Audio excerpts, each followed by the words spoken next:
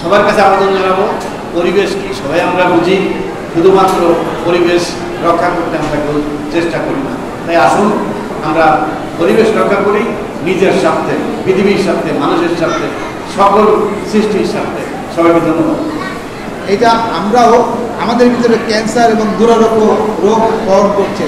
আমরা আসুন আজকে এই দিবসকে সামনে রেখে আমরা নিজেরা সচেতন হই, আমার জীবনকে বাঁচাই, আমার সন্তানকে বাঁচাই, আমার পরিবারকে বাঁচাই, আমার পারিবারিক এবং সামাজিক পরিবেশকে আমরা বাঁচাই। আসুন আমরা আজকে এই শপথ গ্রহণ করি। জনগণকে ধন্যবাদ।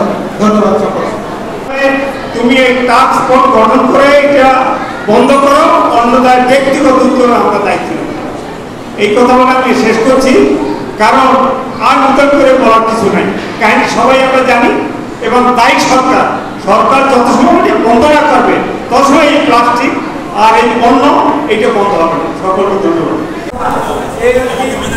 বাংলাদেশ হাউসের প্রশিক্ষক কমিশনার, উপকমিশনার, বাংলাদেশ সংস্থা তাকে ধন্যবাদ জানাচ্ছি যে এবং নেওয়াজকে ধন্যবাদ জানাচ্ছি সংস্থা হাউসের স্টাফরা তারা দিন আজকে আমাদের সঙ্গে ছিল এবং আমাদের সার্বিক সহযোগিতা করার জন্য বাংলাদেশ সংস্থা এবং রেলওয়ে স্টাফ এবং বাংলাদেশ জেলা স্টাফ, খুলনা জেলা স্টাফ সবাইকে আমি ধন্যবাদ জানাচ্ছি।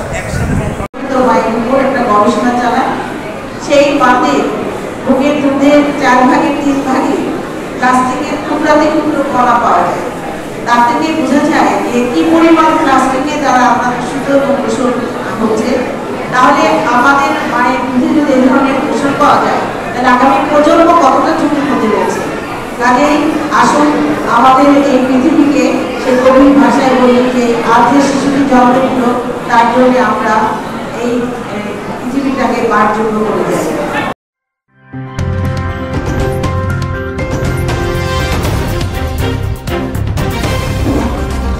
Voice of Tiger.